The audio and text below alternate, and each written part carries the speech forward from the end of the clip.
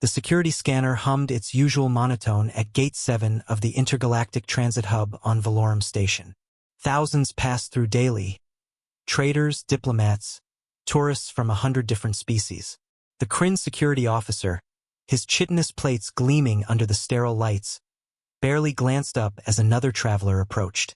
Identification and travel documents, he droned in universal standard.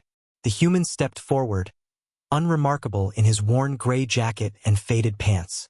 He moved with an easy gait, the kind that suggested someone who'd spent too much time on transport ships. Nothing about him screamed danger. He was maybe 40 standard years, dark hair touched with gray at the temples, a few days stubble on his jaw. Just passing through, the human said, sliding his ID chip across the scanner plate. Got a connecting flight to the outer territories in 2 hours. The Kryn officer, designation Cthrax, performed the routine scan. Retinal, genetic marker, background check. All standard procedure for the past 8 years since the Galactic Union established the transit hub. His secondary eyes tracked the holographic display while his primary eyes watched the human. Then the system stuttered. Cthrax's antennae twitched. In 8 years, he'd never seen the system stutter. The holographic display flickered. Once, twice. Then it turned a color Cthrax had never seen in all his years of security work. A deep, pulsing crimson that seemed to throb with warning. Cthrax felt his secondary heart skip a beat. "Sir, I need you to step aside, Anne." The alarms erupted before he could finish. Not the standard security alert, this was something else entirely. The kind of alarm that suggested the system itself was panicking. Red lights bathed the entire security checkpoint. Every scanner in the terminal shut down simultaneously. The human's eyes widened slightly. "That's not good. Don't move." Cthrax's weapon was in his hands before he realized he'd drawn it. Across the terminal, 20 other security officers were doing the same, all converging on Gate 7. The human raised his hands slowly, carefully. "I can explain. On the ground. Now." Within seconds, the human was surrounded by a circle of weapons from 6 different species, all pointed at center mass. The entire transit terminal had ground to a halt. Thousands of travelers pressed against the barriers, trying to see what warranted this level of response. Cthrax's communicator exploded with chatter. "This is Cthrax at Gate 7. I have a human male." The system flagged him as... He paused, reading the display again to make sure he wasn't hallucinating. "Clearance level extinct. I don't even know what that means." The voice that came back was the station commander, a Vexlar whose authority was absolute. "Extinct? That's impossible. That classification hasn't existed for..." A pause. "Lock down the entire sector. No one in or out. I'm coming down personally." The human, still on his knees with his hands behind his head, let out a long sigh. "You know, I really did just want to catch my connecting flight." Station Commander Vexral arrived with an entire platoon of elite security. The Vexlar stood nearly 8 feet tall, his scaled hide marked with the scars of a dozen campaigns. He'd commanded 3 battle fleets during the Hegron conflict and had earned a reputation for unshakable composure. Right now, his composure was thoroughly shaken. "Explain," he demanded, studying the frozen holographic display. The crimson warning still pulsed ominously. "What is clearance level extinct?"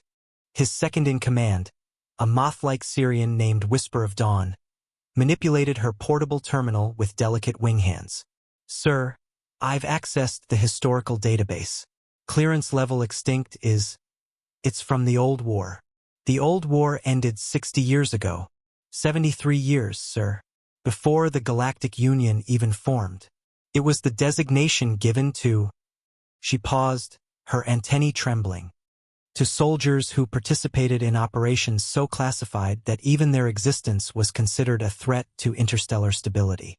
When the war ended, these individuals were supposed to have been accounted for." "Accounted for?" Vexral repeated slowly. "You mean killed?" "Retired, sir. Pensioned. Tracked. The point is, anyone with that clearance level should have been dead or under constant surveillance for the past 7 decades. She looked at the human, still kneeling on the floor with remarkable patience. They certainly shouldn't be casually wandering through civilian transit hubs. Vexral approached the human carefully. Despite the surrounding weapons, despite the alarm klaxons still echoing through the terminal, the human seemed more annoyed than frightened. "What's your name?" "Jake Saunders," the human replied. "Listen, I know this looks bad, but I can explain." "You can explain why you have a clearance level that shouldn't exist anymore? Why the most secure system in the Galactic Union just had what appears to be a complete breakdown trying to process your identity?" Vexral's voice carried the edge of someone whose day had gone catastrophically sideways. Jake's jaw tightened. "I'm not supposed to have that clearance anymore. It should have been wiped from the records decades ago." "Clearly it wasn't." Vexral gestured, and 2 guards hauled Jake to his feet. "Take him to interrogation room 1. Maximum security protocols. I want a full background workup, everything from his birth records to what he ate for breakfast this morning." As they led Jake away, Whisper of Dawn pulled up additional data on her terminal. "Sir, I'm accessing his public records. According to this, Jake Saunders is a registered freight hauler.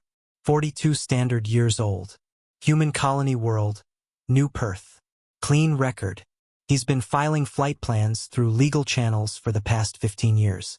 Nothing remarkable. Nothing remarkable except he triggered a classification level that was supposed to be extinct." "Yes, sir." Vexral stared at the frozen security display, at the pulsing red warning that refused to go away. In all his years of military service, he'd heard rumors about the old war. Whispered stories in officers' clubs. Classified briefings that were above even his security clearance. The old war had been brutal. A conflict that had nearly shattered the galaxy before the species involved finally exhausted themselves into an armistice. What came after, the Galactic Union, the treaties, the careful balance of power, was all built on the foundation of making sure that war never happened again. And central to that peace was ensuring that certain weapons were never deployed again. Certain soldiers were never called back to service. "Get me a direct line to Galactic Command," Vexral ordered. "Tell them we have a situation that requires immediate attention from the Security Council." "Sir, the Security Council only convenes for matters of interstellar emergency."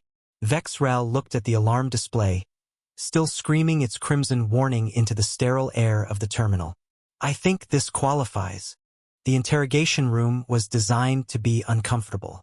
Bare walls, harsh lighting, a table bolted to the floor, and 2 chairs. Jake sat in one, still calm, still patient. He'd been there for 3 hours. Vexral entered with Whisper of Dawn, carrying a data tablet that had taken considerable effort to procure. The file it contained was so heavily encrypted that it had required authorization from 4 different council members just to access. "Jake Saunders," Vexral began, sliding the tablet onto the table. "Except that's not your real name, is it?" Jake was silent for a moment. Then he sighed. "It is now. Has been for 28 years. Before that I was someone else. Someone I'd prefer to stay buried." Whisper of Dawn's antennae quivered with agitation. "The file we accessed is 90% redacted. What little we can read is disturbing. You were part of something called Project Tombstone." Jake's expression didn't change, but something flickered in his eyes. Recognition, and maybe regret. "Project Tombstone was dissolved 73 years ago," Vexral continued. "According to what limited information exists, it was a human military initiative during the Old War. Highly classified. The few references we found suggest it involved unconventional warfare." "That's a polite way of putting it," Jake said quietly. "Then put it impolitely. Tell us what Project Tombstone was." Jake leaned back in his chair, studying the 2 officers. "You ever wonder why humanity stopped fighting in the Old War? Why we suddenly went from being one of the most aggressive species in the conflict to pushing for armistice? The official records say humanity realized the war was unwinnable," Whisper of Dawn replied.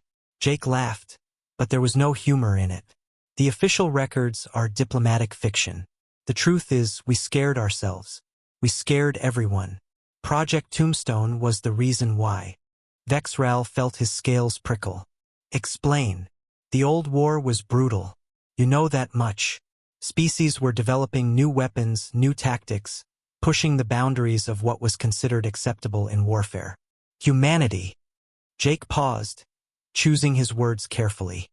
Humanity has a gift for warfare, not because we're stronger or faster or smarter than other species, but because we have a particular talent for psychological warfare, for getting inside an enemy's head. Project Tombstone was psychological warfare? Project Tombstone was the weaponization of human persistence, of our refusal to quit even when we should. They took soldiers like me, people who'd already survived things that should have killed them, and they made us into something worse. Jake rolled up his sleeve. On his forearm was a tattoo that looked like nothing more than a barcode at first glance. But as Vexral looked closer, he could see it wasn't a barcode at all. It was thousands of tiny marks, each one a carefully inscribed tally. Every mark, Jake said softly, represents a mission I survived. They tattooed us to track our deployments. After a while, the tattoo became something else. A reminder, a warning to anyone who knew what it meant. How many marks are there?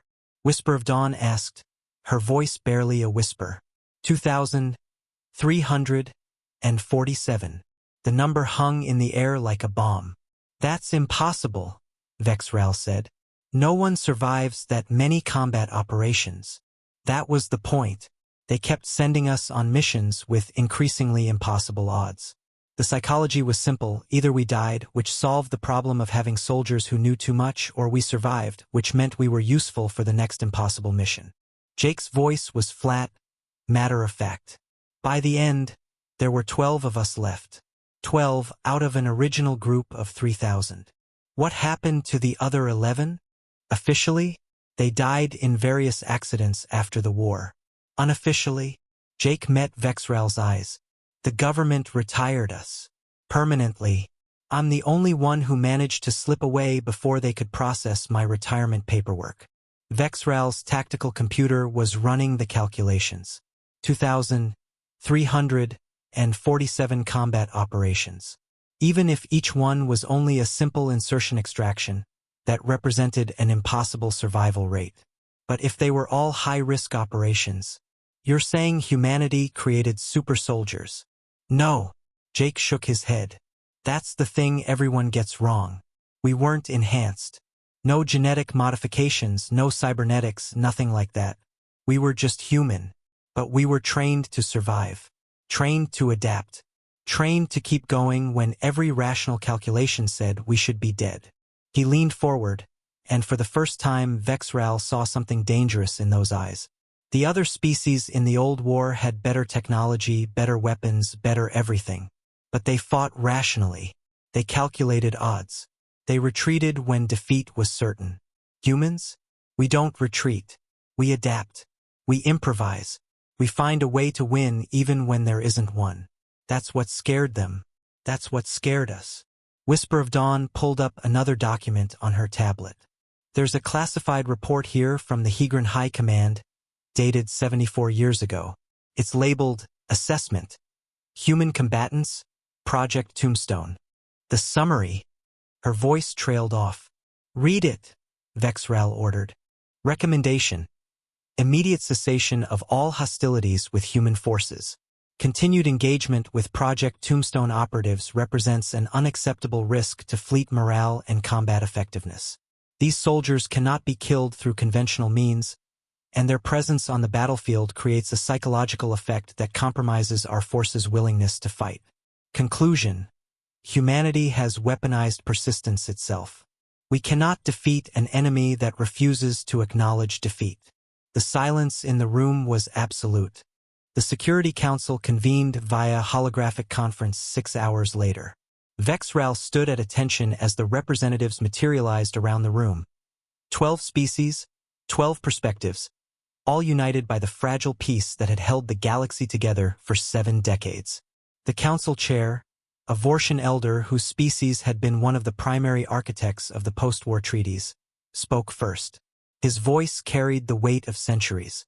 Commander Vexral, You've requested this emergency session regarding a security incident involving a human civilian. Before we begin, I want to be clear. The Security Council does not convene lightly. What you're about to tell us must justify the disruption to galactic governance. It does, Honored Chair. Vexral activated the holographic display, bringing up Jake's file, or what little of it they could access. 6 hours ago, we detained a human male at Valorum Station. His security scan triggered a classification level that was supposed to be extinct. Project Tombstone. The reaction was immediate. Several council members stiffened. Others exchanged glances. The Hegron representative, a battle-scarred warrior named Grathtalk, actually stood up. That's impossible. Project Tombstone was dissolved. All operatives were accounted for. Apparently not. Vexral played the recording of his interrogation with Jake. The council watched in silence as Jake explained what Project Tombstone had been, what it had created. When the recording ended, the Vortian chair spoke again, his voice troubled. I remember the final days of the old war. I was there at the armistice negotiations.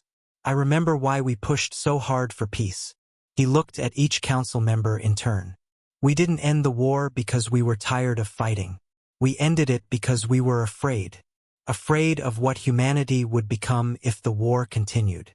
Project Tombstone was part of the treaty negotiations, added the Kryn representative, her antennae drooping. Humanity agreed to dismantle the program in exchange for full membership in what would become the Galactic Union. They assured us all operatives had been retired. Retired is a generous term, Grathtalk growled. We assumed they were eliminated. Humanity's leadership at the time understood that soldiers like these couldn't be allowed to exist in peacetime. They were too dangerous. Vexral cleared his throat. With respect, council members, Jake Saunders has been living as a civilian freight hauler for nearly 3 decades. He's broken no laws, raised no alarms until our security system flagged his old military records. By all accounts, he's exactly what he claims to be. A man trying to live a quiet life. A man with 2,000 combat operations in his service record. The Syrian representative countered. A man trained to survive anything, to never give up, to win impossible battles. What happens if someone activates him? What if there are others like him, living quietly throughout the galaxy? That's what concerns me, the Vortian chair said. Not this individual human, but what he represents. A reminder that the weapons of the old war might still be out there, waiting. Vexral had anticipated this. I've had extensive conversations with Saunders over the past several hours. With your permission, I'd like him to address the council directly. The request sparked immediate debate. Several council members objected strenuously to allowing a Project Tombstone operative anywhere near the Security Council, even via hologram. Others argued that understanding the threat required hearing from the source. Finally, the Vortian chair raised a hand for silence. Bring him in. But understand, Commander, if this goes badly, it's your career on the line. Understood, Honored Chair. Jake materialized as a hologram in the center of the council chamber. He looked tired but calm. His eyes swept across the assembled representatives, taking in each species, each face. Honored council members, he began, his voice steady. I understand your concern.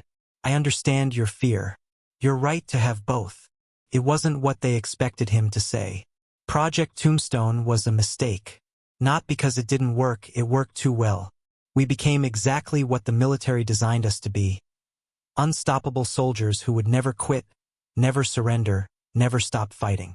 And that's a terrifying thing to unleash on the galaxy. He paused, gathering his thoughts. But here's what you need to understand.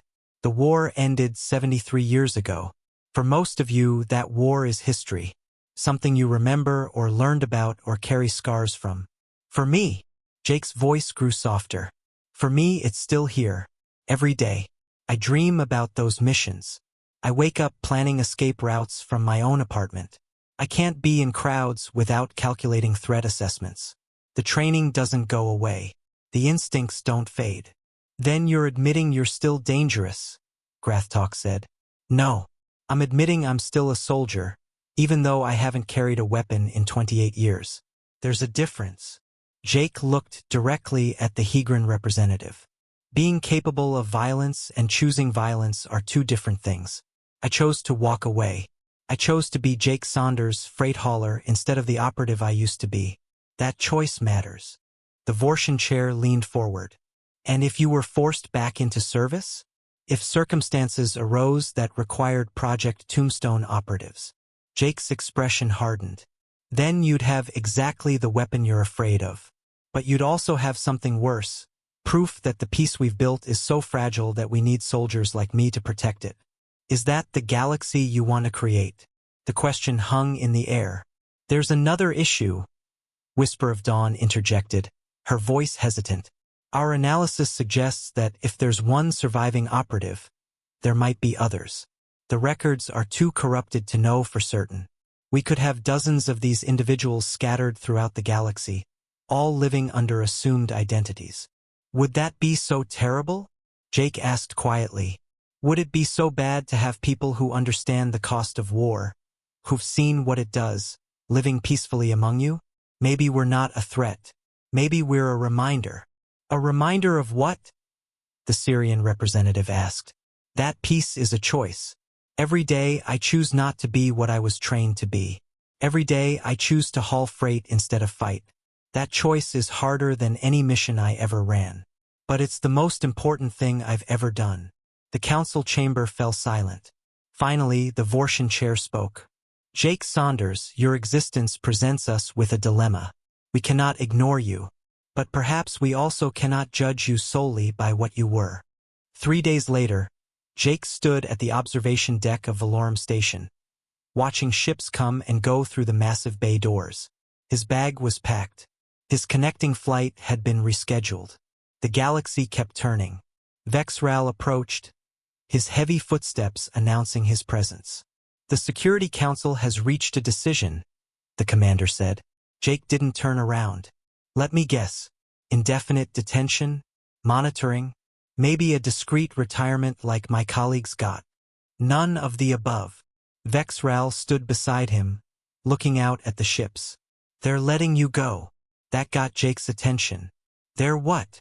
With conditions. You'll be monitored not heavily, but enough to ensure you're not a threat. You'll need to check in with local authorities once a year. And if we ever discover you've engaged in any activities that suggest you're active as a combatant, all bets are off. Jake absorbed this slowly. Why? Because I told them what you told me, that you've been choosing peace for 28 years, and that choice matters. Vexral's voice softened slightly. Also because the Security Council realized that if there are other operatives out there living quiet lives, the worst thing we could do is give them a reason to stop being quiet. Practical. Necessary. Vexral pulled out a data chip. This contains an updated identity profile. Your records have been clarified. The extinct classification has been changed to retired, with appropriate flags for former military service. You'll still trigger security scans, but they'll be routine rather than catastrophic. Jake took the chip, turning it over in his hands. What about the others? If they exist? We're looking, quietly, not to eliminate them, but to understand the situation. Vexral met Jake's eyes. You were right about one thing. The peace we've built is fragile. Maybe knowing that people like you chose to uphold it rather than break it makes it stronger. Or maybe you're just hoping we'll be useful if another war starts. Maybe, Vexral admitted. But I hope that day never comes. For all our sakes. Jake pocketed the chip and picked up his bag. My flight leaves in an hour. I've got a cargo contract on the outer rim. Synthetic grain. Nothing exciting. Sounds peaceful. It is. Jake turned to go, then paused. Commander, thank you for listening. Not everyone would have. Thank you for choosing to be someone other than what you were trained to be. That takes a different kind of courage. They shook hands, Human and Vexlar, soldier and soldier, both carrying their own scars from different wars. As Jake walked toward the boarding gate, Vexral watched him go. The Human moved through the crowd with that same easy gait, unremarkable, forgettable. Just another freight hauler catching a connecting flight. But Vexral knew better now. He'd seen behind the mask, seen the tally marks that represented an impossible survival rate, seen the careful choice that went into every step Jake took. The galaxy would never know how close it had come to chaos 3 days ago. How a random security scan had nearly unraveled the careful piece that held everything together. But maybe that was for the best. Whisper of Dawn joined him at the observation window. "Do you think there are others?" "Yes," Vexral said without hesitation. "Somewhere out there, living quiet lives, making the same choice he made. Should we find them? Eventually. But not to stop them. To help them if they need it. And to remember that the weapons of the old war aren't always bombs and ships. Sometimes they're people who learned to survive anything." He turned away from the window. And sometimes, choosing not to be a weapon is the strongest thing they can do. In the distance, Jake's transport lifted off, joining the streams of traffic that flowed through the station's lanes. One more ship among thousands. One more story among billions. The galaxy turned, and peace held, maintained not by treaties or councils, but by millions of small choices made every day by people trying to be better than what war had made them. And somewhere in the classified files of the Galactic Security Command, Jake's record was updated one final time. The file was sealed, encrypted, and buried in archives where few would ever look. Above Valorum Station, the stars burned steady and bright, indifferent to the dramas of the species that traveled between them. And Jake Saunders, freight hauler, formerly of Project Tombstone, continued his journey to the outer rim, carrying synthetic grain and the weight of 2,347 missions he'd somehow survived. The galaxy was vast. The peace was fragile. But it held. For now, that was enough.